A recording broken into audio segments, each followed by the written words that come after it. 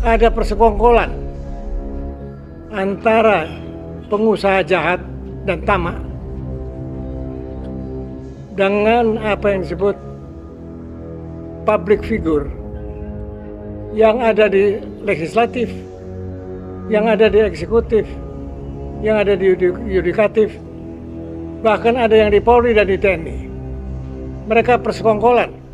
Kalau di PIK 2 itu yang main adalah aparat-aparat keamanan, ya, artinya polisi, artinya Trunojoyo, artinya Sigit, ya, maka di Rempang itu konon ini ada bau-bau tentara yang main. Jadi artinya pulau itu akan dikosongkan. Oke. Yang menarik sekali Rempang ini adalah negara sudah terusir oleh oligarki di Rempang. Semua aparat desa, camat itu sudah harus keluar meninggalkan Pulau Rempang.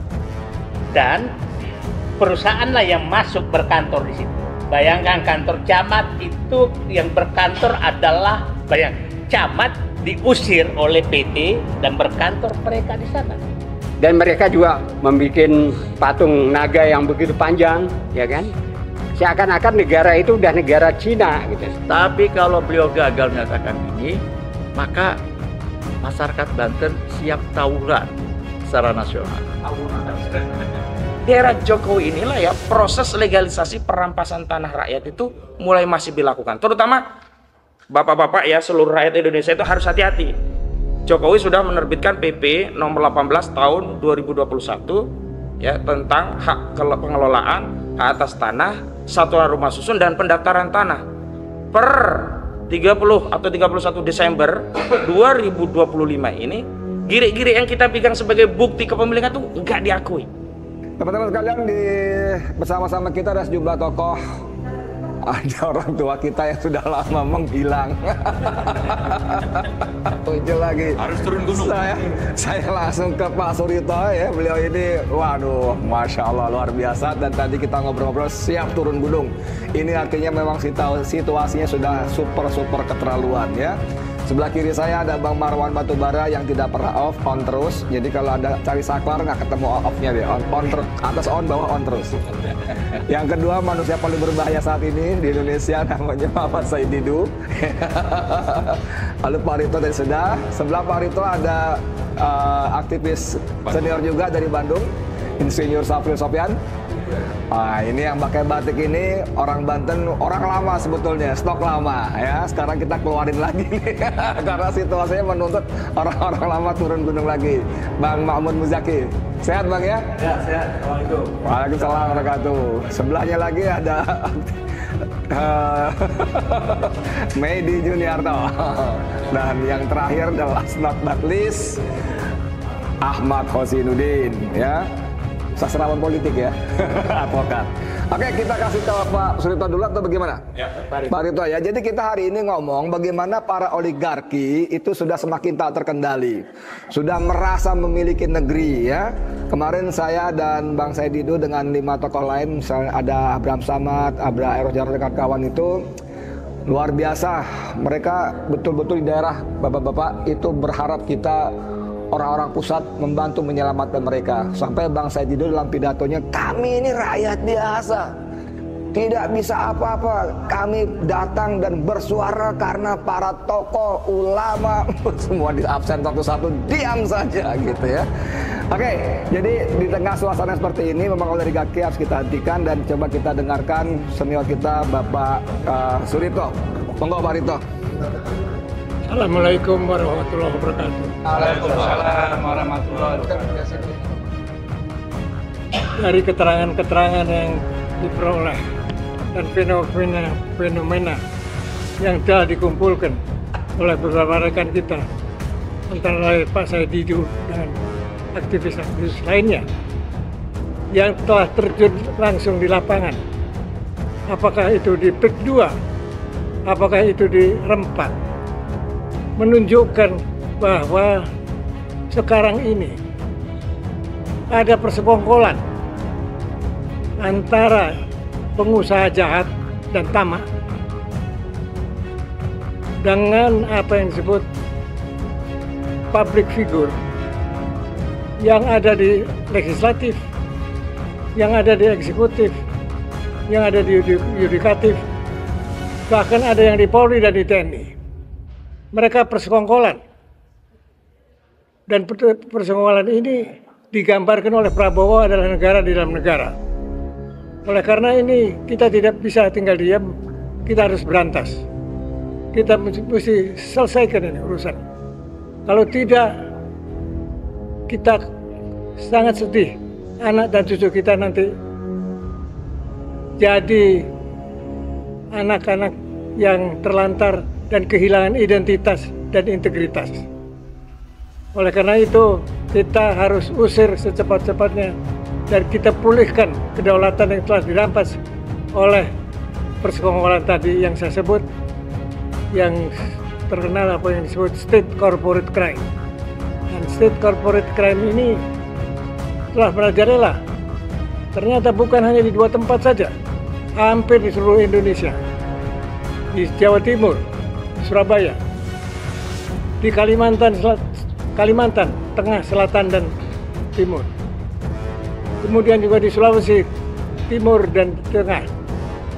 Begitu juga di Papua dan juga di Maluku Utara. Bahkan juga di Sumatera Utara. Semua adalah pekerjaan dan perbuatan disebut state corporate crime. Ini harus kita usir mereka, kita harus nyatakan perang pada mereka. Tidak bisa kita hanya menuntut berdasarkan pasal-pasal di hukum pidana, tidak bisa.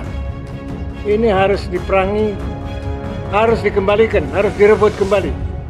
Apa yang disebut kedaulatan yang sudah dirampas oleh mereka dalam bentuk aset tanah, lahan, atau sumber daya alam. Bahkan juga lebih dari itu.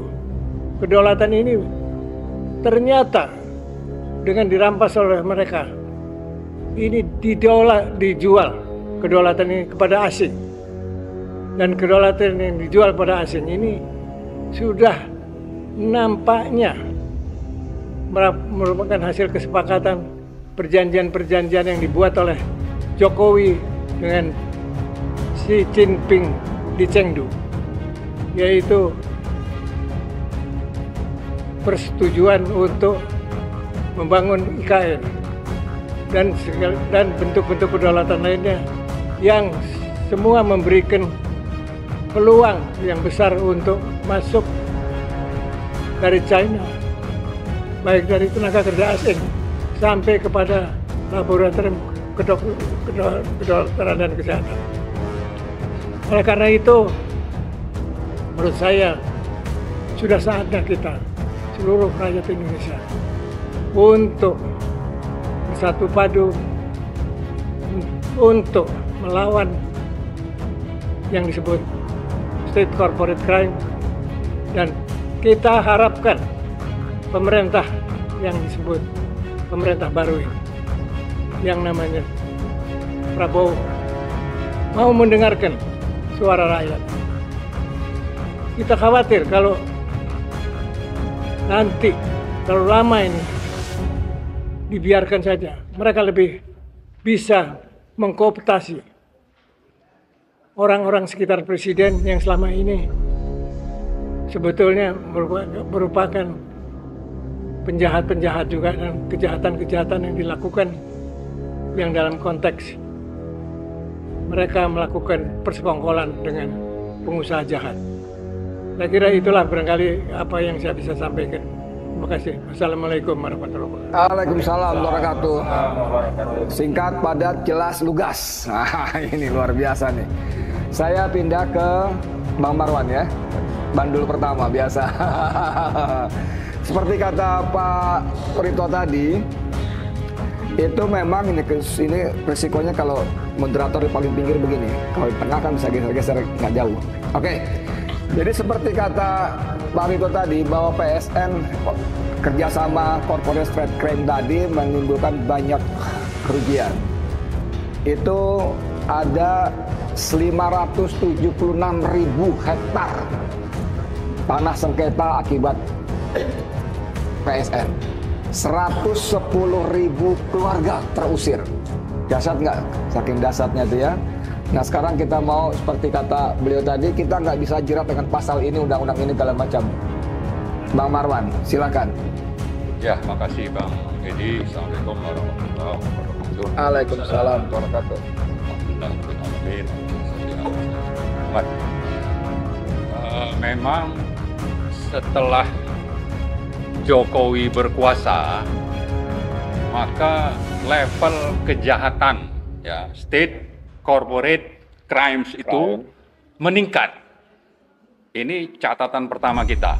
Artinya bahwa kenapa penjahat-penjahat dari sisi pengusaha hitam itu, oligarki hitam itu bisa semakin leluasa untuk misalnya mengambil berbagai sektor-sektor yang akan menguntungkan mereka sekaligus merugikan rakyat, itu semakin leluasa karena memang Jokowi bukan membela rakyat, bukan menjaga kedaulatan negara, tapi justru berkomplot.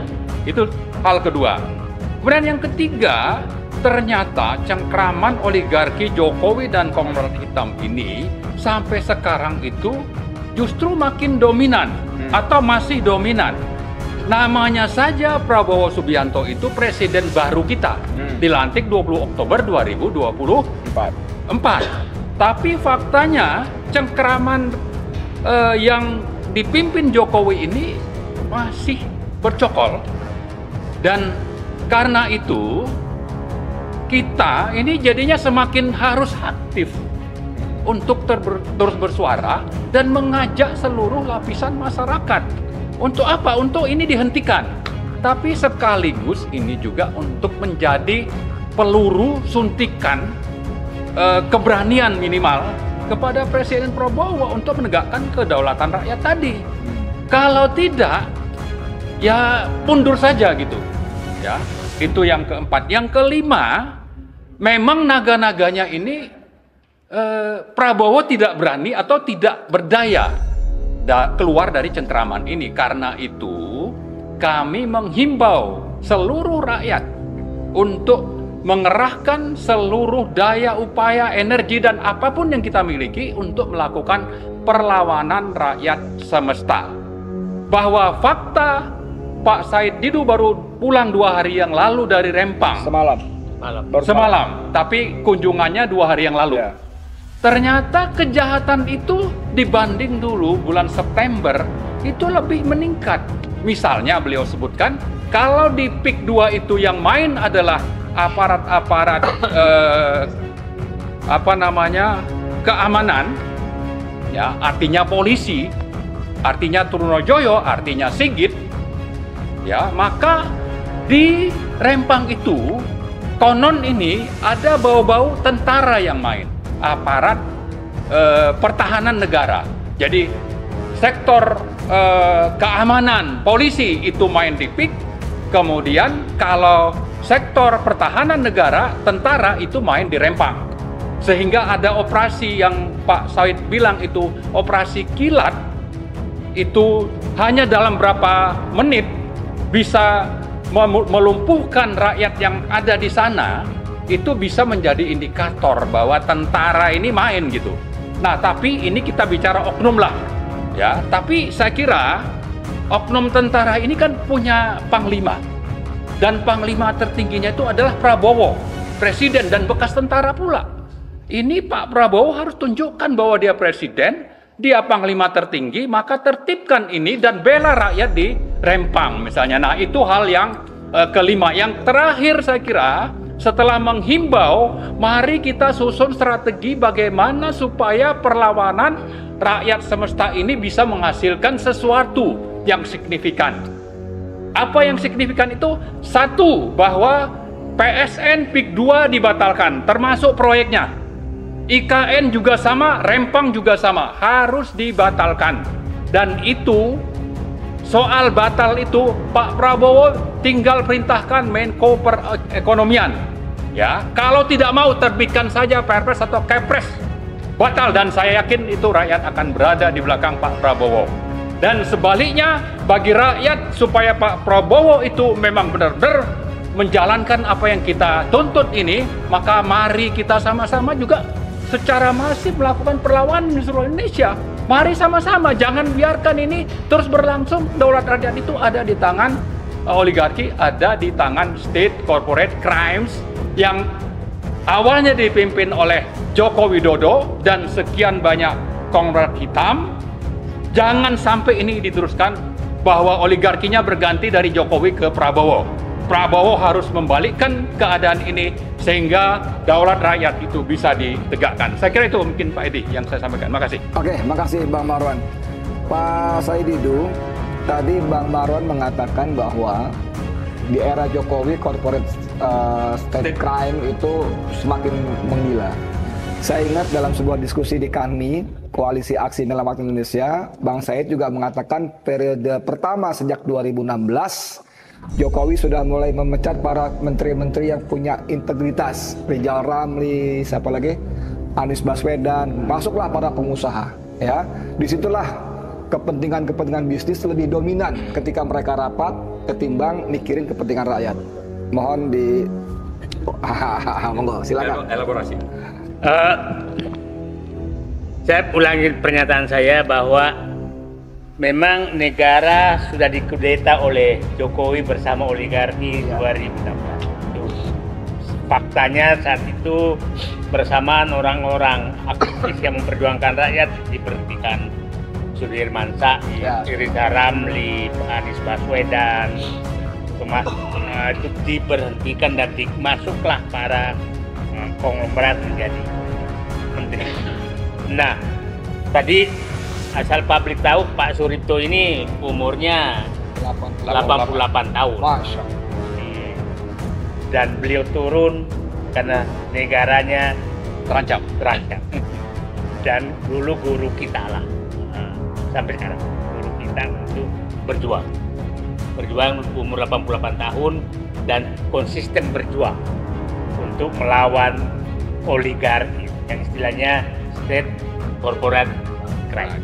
Nah, itu yang dilakukan beliau dan konsisten. Nah, saya hanya ingin menyatakan kenapa sih oligarki ini sangat berbahaya kalau ini. Nah, kasih tahu anatominya saja. Jadi setelah itu Presiden Jokowi melakukan kudeta bersama oligarki, maka negara sudah di tangan oligarki sama Jokowi. Partai-partai itu menjadi alat oligarki. Ya, partai-partai, sehingga puncaknya muncullah Undang-Undang Cipta Kerja yang menghalalkan segala cara untuk menggolkan keinginan oligarki. Jadi kira-kira itu karpet merahnya Undang-Undang Cipta Kerja yang dibikin oleh Jokowi.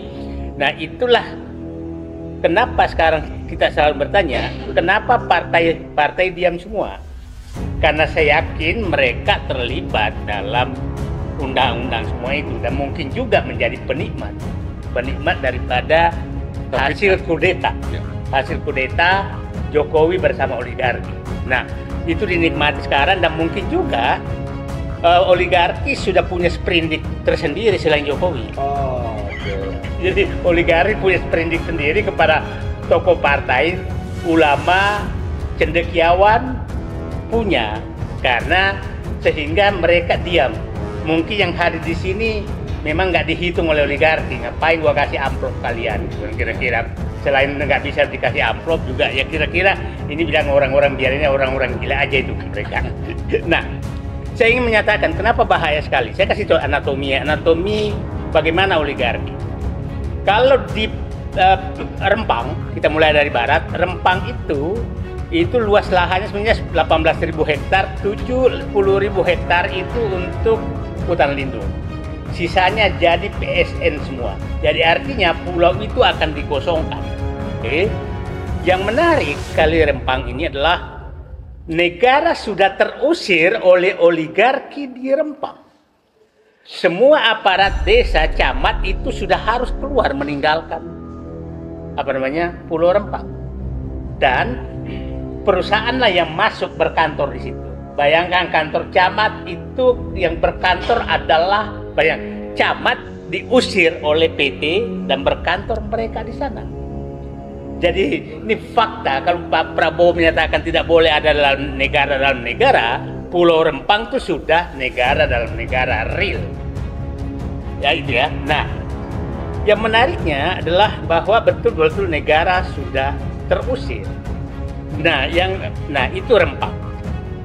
Bayangkan nanti kosong dan yang mau dibangun hanya pabrik gelas tapi butuh 7.000. Nah, hutan lindungnya pun mau diturunkan statusnya. Jadi kira-kira akan habis. Pik 2 berbeda. Pik 2 adalah ada penyelundupan hukum karena statusnya hanya 1.700 hektar tapi dia bebaskan hampir seluruh sebagian besar. Jadi itu benar dengan pemaksaan. Nah, waterfront land Surabaya itu berbeda lagi kasusnya. Adalah mau membangun kota di reklamasi 1.140 hektar. Dan menariknya reklamasi langsung ditunjuk perusahaan oleh Jokowi. Nah, di IKN berbeda lagi. Rakyat yang punya tanah puluhan tahun hanya dipakai hak pakai 10 tahun, sementara orang asing yang mau masuk dikasih HGU, HGB 190 tahun. Jadi kesimpulannya adalah Jokowi ini betul-betul sudah menjual negara tanah air ini, kepada oligarki. Nah, itu yang di perkotaan, yang di pedesaan lebih parah lagi. Ada grup yang menikmati jutaan hektar lahan. Kita belum pernah masuk bagaimana di Marwali. Berapa tambang yang diserahkan ke Cina. Ya, almarhum Faisal Basri sudah membuka. Nah, kita belum datang ke Maluku Utara. Kita belum datang ke Kalimantan boksit. Kita belum datang ke perkebunan dan kelapa sawit di Kalimantan, di Sumatera, HTI semua itu oligarki semua yang menguasai. Jadi kita ini betul-betul sudah tanah kita sudah diserahkan oleh Jokowi kepada oligarki dan asing. Tanah dan tambang itu sudah diserahkan oleh oligarki dan saya setuju pernyataan Pak Arifto bahwa ini tidak bisa dengan pendekatan hukum normal untuk menyelesaikannya. Ini sudah mohon maaf aja kalau nggak revolusi untuk menyelesaikan ini agak berat. Karena kalau Bapak pakai cara hukum, ya kita lah kemarin baru dapat masa korupsi ratusan triliun, 300 triliun hanya dihukum 6,5 tahun. Itu menurut saya melukai hati mereka. Nah, inilah menurut saya bahwa memang istilah saya sudah kondisi darurat, Pak. Karena Jokowi sudah menyerahkan kedaulatan ini, mengkudelkan kedaulatan ini bersama oligarki. Itu yang paling bahaya. Nah, sehingga menurut saya bukan kita ini kan bahwa dan kita tidak bisa berharap karena kelihatannya tokoh-tokoh dan partai politik dipegang juga sprindiknya oleh oligarki. Terima kasih. Pak, mungkin bisa dijelaskan tadi sedikit tentang sprindik gitu, biar jelas kepada teman-teman. Jadi begini, saya ini kalau orang itu partai atau tokoh sudah pernah menerima amplop dari oligarki, maka pasti oligarki punya dokumentasi. Menerima uang haram itu pasti punya. Dan kalau dia coba menyanyi, maka dia buka. Dan ini bisa saja kerjasama dengan penegak hukum. Ini orang ini loh. Coba lihatlah, ada menteri dulu datang ke Kiai, kelihatan amplopnya diserahkan kok. Betapa beraninya itu di syuting loh. Ada ke kantor ormas keagamaan terbesar, kan kelihatan amplopnya diserahkan. Jadi maksudnya betapa mereka itu sudah menjebak seluruh pihak, apalagi partai politik. Sebagai partai politik. Jadi kira-kira menurut saya mereka sudah terpenjara oleh oligarki. Jadi kita tersandra. Oke, jadi memang kalau Bang Marwan minta penjelasan, amplop yang dimaksud Bang Said itu tidak benar-benar berwujud amplop saja, ya. Kalau kita dengar wawancara Pandana Baban kan, Marwarar Sirait mengaku mendapat rumah di Jalan Diponegoro Menteng 100 miliar rupiah dari aguan. Itu kata Pandana Baban ya, bukan kata saya. Oke, Bang Said cukup ya. Makasih banyak. Sekarang kita geser ke Bang Safril Sopyan yang dari Bandung. Bang, ini Bang Said tadi bilang kita seperti mengutip Pak Rito tadi, nggak bisa lagi hanya pasal-pasal, mau revolusi. Coba nih. Aktivis 78 ini tua juga nih Bang Sofyan, Safril Sopyan nih 78. Ayo, mangga silakan. Gimana? Terima kasih Bung Edi. Ini berbicara tadi sudah dijelaskan baik oleh Pak Ripto, Pak Said Didu, Pak Marwan gitu ya. Bagaimana kita sudah sangat terjajah. Ya. Artinya kedaulatan bangsa kita ini oleh satu orang berkuasa 10 tahun, yaitu Jokowi, itu sudah menjadi pengkhianat. Artinya kan demikian. Jadi supaya masyarakat juga paham kenapa kita mempermasalahkan PIK 2 dan Rempang ini. Kalau kami di Bandung, waktu PIK 2 pertama di bulan September itu, kita ada gerakan aksi umat melawan, melakukan aksi di Gedung Merdeka di Bandung untuk mendukung perjuangan dari rakyat Rempang. Kenapa kita berpikir demikian? Karena Rempang itu permasalahannya bukan saja permasalahan masyarakat Rempang, tapi ini merupakan masalah masyarakat secara keseluruhan bangsa Indonesia. Karena Rempang ini sangat strategis di Selat Malaka. Lalu mau dikosongkan. Ini benar-benar tidak masuk akal. Karena memang di sana itu ada penduduk yang sudah ratusan tahun berada di sana. Dan mereka ingin kosongkan.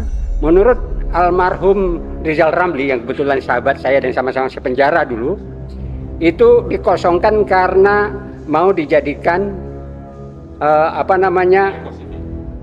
bukan Eco City, itu bohong-bohongan, tapi pangkalan militer dari Cina.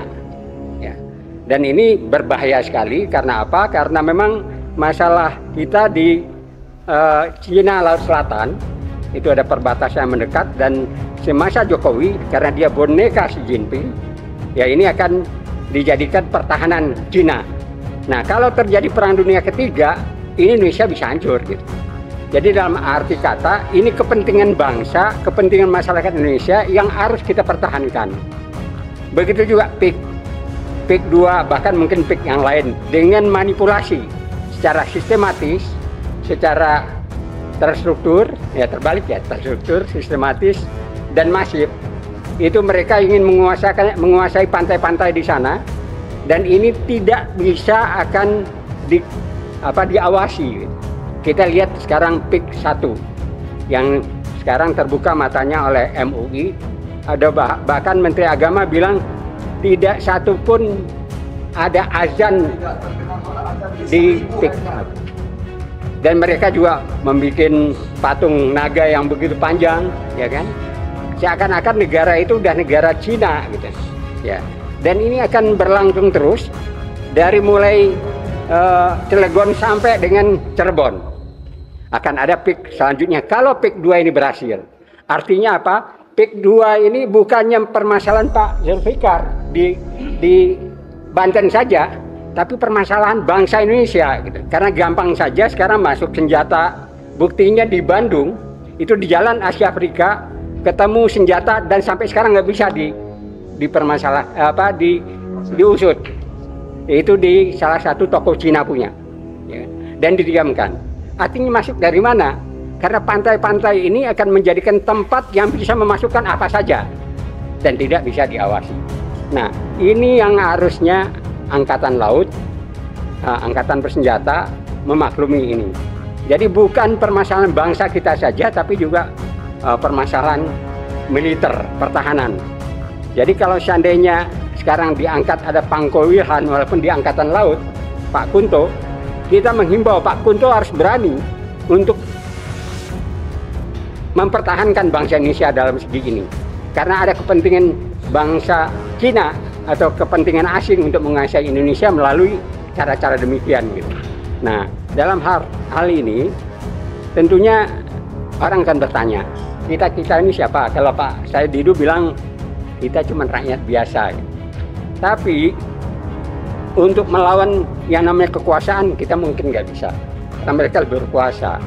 Melawan modal atau dana kita juga nggak bisa, karena mereka punya dana segala macam. Tapi yang bisa melawan itu semua, bisa menghabisi itu semua adalah militansi. Jadi rakyat yang militan itu bisa menghabisi itu semua. Itu yang saya setuju dengan Pak Ripto tadi, ya mau tidak mau rakyat harus bergerak ya dengan revolusi gitu. Ya kan? Inilah yang bisa kita lakukan atau rakyat lakukan karena apa? Karena yang namanya kolaborasi antara pengusaha dan juga penguasa, apakah itu Aguan, apakah itu Tommy Winata, itu sudah sangat tidak beradab gitu. Ya. Yang saya katakan TSM tadi, dan mereka bisa menggerakkan yang namanya tentara, militer dan segala macamnya. Rakyat harus bergerak. Saya kira itu barangkali. Ya, terima kasih Bang Safril Sofyan ya. Ke Bang Jaki, ini Bang Jaki ini punya pengalaman tempur ya 98 di lapangan langsung ya. Jadi saya sengaja kayak giring terus dia omongannya sekarang bagaimana rakyat bergerak lah, rakyat berbuat. Karena tadi kalau kita menyerahkan, karena para petinggi suka bilang ini negara hukum, lah kita paham lah gitu, cincai semua itu ya. Bang Jaki mungkin berkaca dari apa yang terjadi, ini beliau dari Banten ya. Mungkin nanti tidak kita minta bicara soal PIK saja, tapi soal nasional. Bagaimana dengan apa ya, kalau saya mau bilang persiapan repot juga ya. Sampai sejauh mana sebagai orang lapangan kemarahan rakyat ini seperti apa dan mungkin nggak kita kapitalisasi begitu misalnya? Enggak, silakan. Bisa. Gini, kami ini sebetulnya ingin sekali dapat hadiah tahun baru dari Presiden Prabowo. Itu berupa bebasnya rakyat Banten dan rakyat lain di luar Banten, se-Indonesia yang tadi disebutkan begitu banyak oleh Pak Said Didu. Itu mudah-mudahan tahun baru ini kita dapat hadiah tahun baru dari Presiden Prabowo sehingga kita nggak perlu lagi turun ke lapangan. Atau pilihannya nggak banyak. Kalau Pak Presiden Prabowo berpikir Indonesia baik-baik saja dan kemudian teskisnya rempang kemarin, mohon itu teskis itu jangan ditaruh di Banten. Kenapa? Kalau Banten terbakar, maka Indonesia akan terbakar semua. Dan rumput yang kering sudah banyak sekali di Banten ini. Kira-kira gitu ya. Kalau soal kesiapan, wah,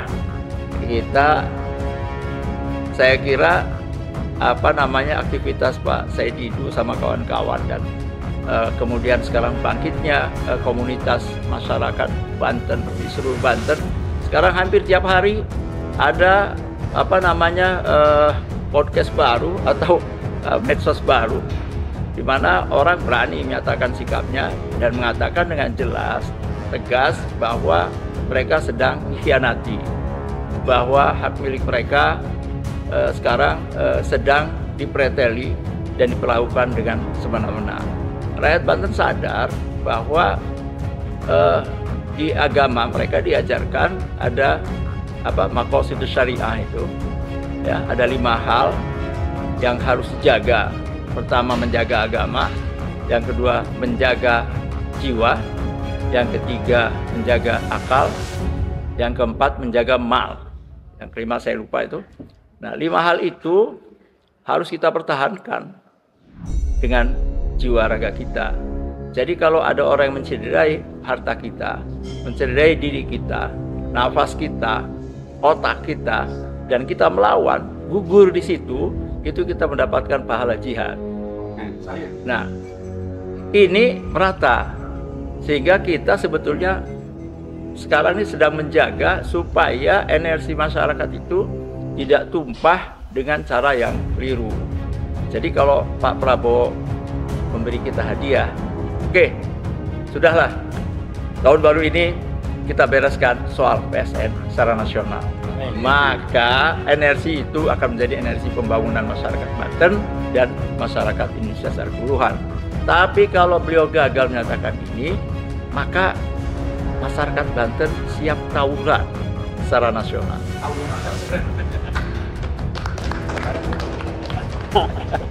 Bang Medi mau bicara juga? Saya tidak banyak, hanya mengomentari menyambung pembicaraan Pak Safril Sofyan dan Pak Zaki. Yang mana kita berharap dapat hadiah dari Prabowo Subianto untuk mengembirakan bangsa Indonesia, rakyat Indonesia terbebas daripada oligarki. Yang mana saat ini memang Pak Prabowo sangat sulit, dilematis. Dia harus menyelesaikan politik luar negerinya. Yang mana kan pangkalan militer Cina terlalu dekat. Serta Amerika dan Australia senjatanya udah mengarah ke Indonesia. Dia berharap terjadi chaos kita, maka mereka bagi-bagi kue yang lebih berbahaya lagi. Jadi hadiah itu adalah Pak Prabowo bisa menyelesaikan politik luar negerinya, dan di dalam negeri ini dia bisa menuntaskan kejahatan-kejahatan luar biasa itu. Tangkap semua oligarki hitam, tangkap juga oknum-oknum pejabat yang ikut serta membantu, terutama tangkap Jokowi yang sudah menyesatkan rakyat Indonesia. Saya hanya komentar itu saja. Silakan Pak Kosin. Sebelum ke Hozinuddin, jadi saya ulangi seperti kata Bang Said Didu tadi, bahwa di Rempang memang sudah tidak ada pemerintahan, ya. Kantor camat itu sudah lama dipakai buat orang-orang PT Makmur Elok Group, Makmur Elok Graha, ya. Punya berkantor. Jadi kantor camat dipakai PT MEG berkantor. Kemana camatnya? Camatnya sudah pergi relokasi. Begitu juga dengan kantor Koramil. Nah, tapi yang membanggakan kita, rakyat mulai berani. Di hari kita pergi kemarin pulang, datang dan ya itu rakyat datang menggeruduk kantor camat dan mereka menuntut karyawan semua keluar dari situ. Itu sudah karyawan MEG keluar dari sana semua. Nah, sekarang kembali ke Bung Ahmad Kozinuddin. Kita bicara misalnya di PIK 2. Semua transaksi kita tahu terjadi secara tidak sah, ilegal. Ada intimidasi, ada penyelundupan hukum, seolah-olah PSN dan sebagainya. Nah, yang kita tahu sebagai saya orang awam bahwa transaksi yang tidak sah itu, yang dengan cara seperti itu tidak sah. Maka coba tolong kasih kami, boleh nggak rakyat PIK khususnya dan Rempang umumnya yang PSN lainnya itu mengambil lagi tanah yang sudah diambil alih secara istilah sampean dirampas itu? Bagaimana konsekuensinya dan sebagainya? Silakan. Baik, bismillahirrahmanirrahim. Jadi secara perdata, transaksi jual beli itu kan harus berdasarkan kesepakatan para pihak. Dan kesepakatan itu kan ada yang berkaitan dengan subjeknya, para pihaknya, ada juga yang berkaitan dengan objeknya. Kalau subjeknya ternyata terintimidasi, berarti syarat subjektifnya tidak terpenuhi sehingga dapat dibatalkan. Tapi kalau objeknya ternyata ada kejahatan di sana, ada penipuan dan seterusnya, maka ini batal demi hukum. Konsekuensinya uang yang dibayar itu ya dianggap DP yang hangus begitu. Jadi DP hangus tanah balik begitu. Itu yang diatur secara perdata. Tapi saya ingin melihat lebih jauh dari sisi anatomi ideologi yang hari ini menguasai negara kita. Jadi fenomena yang kita saksikan saat ini adalah reinkarnasi, atau bahkan bukan reinkarnasi ya. Ini adalah satu revolusi, bukan evolusi. Revolusi kapitalisme yang kian brutal. Kalau dulu kapitalisme itu kan memposisikan negara sebagai penjaga malam, diam, tidak ikut bertindak. Biarkan market ya yang melakukan transaksi barang dan jasa. Sehingga diharapkan dengan supply demand itu terjadi equilibrium gitu ya, kesetimbangan pasar barang dan jasa itu distribusikan berdasarkan supply demand yang terjadi secara alamiah. Negara diminta menjadi penjaga malam. Hari ini kapitalisme yang brutal ini, negara justru melayani kaum kapitalis. Tidak lagi dia menjadi penjaga malam, tapi aktif ronda 24 jam untuk menyediakan lapak bisnis demi keuntungan kapitalis dengan merampas tanah rakyat. Makanya saya berulang kali mendefinisikan PSN itu sebagai apa? Sebagai upaya merampas tanah rakyat berdalih PSN untuk lapak bisnis para oligarki. Ada yang oligarki properti, ada oligarki tambang, ada oligarki kehutanan, atau ada oligarki perkebunan, macam-macam. Hanya kalau di Banten itu kan yang miris, kalau dulu oligarki merampas tanah ya hak rakyat secara publik itu kan di gunung-gunung, di hutan-hutan, nah, di sana ada tambang yang mereka ambil, kemudian ada kayunya, setelah kayunya diambil jadikan kebun sawit milik mereka. Ini nggak ada orangnya, urusannya hanya pengkhianatan negara yang melayani kepentingan mereka. Hari ini negara melayani sampai mencarikan jarahan tanah tadi di tanah-tanah ada penduduknya. Dengan dalih PSN seolah-olah orang yang punya tanah tadi tidak punya hak untuk membela diri karena ini proyek negara, terpaksalah dilepas. Bukan karena murah, daripada tidak dapat sama sekali. Akhirnya apa? 30.000 pun dilepas daripada ngelawan negara. Aguan ini kan yang menjadi soal karena dia menjual narasi PSN di dalam pandangan seolah-olah proyek PIK 2 itu semuanya adalah proyek strategis negara, sehingga muncul satu pendapat umum di tengah masyarakat khawatir kalau melawan ini seolah-olah melawan negara. Padahal sejatinya kita tidak melawan negara, kita melawan aguan oligarkinya gitu. Dan memang kalau kita runut di era Joko Widodo, Bang Marwan itu musuh bebuyutan Jokowi itu. Dan memang iya, di era Jokowi inilah ya proses legalisasi perampasan tanah rakyat itu mulai masih dilakukan. Terutama bapak-bapak ya, seluruh rakyat Indonesia itu harus hati-hati. Jokowi sudah menerbitkan PP nomor 18 tahun 2021 ya tentang hak pengelolaan hak atas tanah, satuan rumah susun dan pendaftaran tanah. Per 30 atau 31 Desember 2025 ini giri-giri yang kita pegang sebagai bukti kepemilikan itu enggak diakui. Ada waktu 5 tahun untuk melakukan konversi giri itu untuk dilakukan pendaftaran untuk menjadi SHM. Pertanyaannya, masyarakat siapa sih yang punya uang bisa daftar semuanya? Sebenarnya kalau kita merujuk ke UPA, Undang-Undang Nomor 5 Tahun 60, pendaftaran sistematis itu kewajiban negara loh. Jadi kalau ada rakyat tidak punya surat, negara yang berkewajiban mengeluarkan surat untuk mengakui hak rakyat. Bukan sebaliknya, kayak di Rempang, rakyat tidak punya surat, kemudian TW dikasih surat, lalu mereka mengatakan mereka nggak punya surat, ngusir rakyat Rempang, sementara TW dia nggak pernah datang ke Rempang. Apa dasar hukumnya TW ini datang mengusir rakyat di Rempang? Dia kan bermodal surat yang dikeluarkan oleh negara, konsesi. Padahal rakyat sudah lama. Ketika ditanya, oh mereka nggak punya syarat. Ini kan yang keliru bukan rakyat, karena rakyat sudah turun-temurun tinggal di situ. Sesuai dengan UU-PA, ada pendaftaran yang sifatnya sporadis, rakyat yang berinisiatif mendaftarkan. Ada pendaftaran sistematis, kewajiban negara untuk melindungi hak tanah rakyat dengan mendaftarkan secara sistematis. Ada satu kajian yang menarik dari Forum Korban Mafia Tanah Indonesia, yang ketuanya SK Budiharjo. Beliau itu menyarankan agar pendaftaran secara sistematis ini efisien, efektif, murah, cepat. Maka pengukuran itu dilakukan antara batas tanah masing-masing rakyat, sehingga saling kenal kan. Oh tanah kamu di situ ya, kita buat. Langsung daftarkan BPN. Di situ menutup celah para perampas tanah itu meletakkan NIB di atas tanah rakyat. Sekarang kan modusnya begitu. Tanah kita udah girik, bahkan SHM diletakkan NIB, ngambil girik dari tempat lain. NIB itu apa? Nomor induk bidang tentang lokasi dari tanah itu, begitu ya. Yang itu dijadikan dalih ngerampas. Jangankan girik, sekarang yang punya SHM pun bisa diusir. Kenapa? Karena pendapat yang dikuatkan adalah pendapat negara, tinggal BPN-nya. Nah ketika BPN sudah disuap, mereka berpihak kepada oligarki, pemilik tanah yang bahkan punya SHM pun bisa diusir. Padahal kalau dia ya mengurus secara normal, ada pendaftaran sifatnya sistematis itu, saling tahu.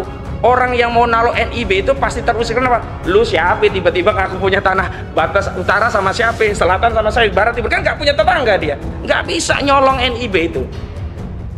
Makanya kalau sudah begini, saya setuju pendapat dari SK Budiharjo FKMT, memang harus ada perpu mengembalikan kedaulatan tanah ini ke asalnya. UPA itu sebenarnya desainnya sudah bagus loh. Ada inisiatif rakyat secara sporadis untuk meningkatkan haknya, ada kewajiban negara mendaftarkan secara sistematis. Nah ini diterabas oleh saudara Joko Widodo dengan PP nomor 18 2021 tadi. Kita diberi waktu memang 5 tahun dari 2021 sampai 2025 Desember. Cuma pertanyaannya, siapa sih bang yang bisa ngurus secara sporadis? Butuh duit nggak? Butuh duit, rakyat kan nggak ngerti. Nah tahu-tahu nanti desainnya yang mau ngerampas ini main dengan BPN, terbitkan ya sertifikat atas nama. Nah orang tadi bawa giri, oh udah nggak diakui. per Desember 2025 nggak bisa lagi. Jadi Januari 2026 kalau kita punya GIRIK nggak bisa jadi bukti kepemilikan. Itu ditegaskan di pasal 18 ayat 1 dan kemudian ditegaskan 280 waktu batas daripada limitasi 5 tahun harus segera ditingkatkan. Artinya apa? Seolah-olah negara begini, oh lo kalau punya GIRIK segera daftarin nih, gua kasih waktu 5 tahun. Kalau enggak ya gua nggak akui itu sebagai bukti. Kan bukan begitu harusnya. Harusnya negara yang melayani, mendaftar secara sistematis bukan sporadis. Nah memang ada program pro, nah tapi kan nggak semuanya terjangkau. Nah saya kira jadi kalau kita bicara tentang Rempang, tentang PIK 2 ini kita tidak bicara dua lokasi ini, tapi fenomena perampasan tanah rakyat oleh oligarki ya, menggunakan kekuasaan state yang kalau istilah Pak Suripto adalah state corporate crime ini terjadi secara sistematis, struktural dan masif. Yang diuntungkan beda saja. Misalnya kalau di PIK 2 Aguan yang diuntungkan. Kalau di Rempang yang diuntungkan TW. TW itu siapa? Tommy Winata ya. Kalau misalkan di Lido itu Haritanu. Coba cek daftar PSN itu siapa yang paling diuntungkan dari proyek-proyek strategis. Gitu. Makasih banyak. Closing sini. Oke ya. Luar biasa sekali. Ya teman-teman sekalian, demikian obrolan kita dengan sejumlah tokoh yang sangat mencerahkan dan menginspirasi. Beberapa mencerahkan karena menambah pengetahuan dan menginspirasi untuk melakukan aksi, maksud saya begitu ya. Karena omong-omong kita semua capek, pasal, ayat, perpu apa segala macam sudah bertumpah ruah, tapi semua memang ada sumber manusianya. Dan tadi kalau saya bilang boleh nggak rakyat merebut kembali tanah yang sudah dikasih DP itu adalah bagian dari supaya memberikan motivasi rakyat untuk bergerak ya. Tidak bisa tidak, tokoh senior kita 88 tahun pun sudah turun gunung. Artinya sorry, revolusi nggak bisa enggak ya. Tinggal kita mainkan jurus-jurusnya supaya kejadian. Demikian kurang lebih bermanfaat, semoga bermanfaat. Monggo Bang Marwan. Tangkap Jokowi. Tangkap Jokowi. Tangkap Aguan. Tangkap Aguan. Tangkap Tommy Winata. Tangkap Tommy Winata. Tangkap Antoni Salim. Tangkap Antoni Salim. Merdeka. Merdeka. Makasih banyak. Assalamualaikum warahmatullahi wabarakatuh. Direvisi bukan merampas kembali, seolah-olah bukan hanya mengambil kembali tanah. Mengambil kembali. Oke. 3, 2, 1, terima kasih narasumber. Terima kasih kawan-kawan.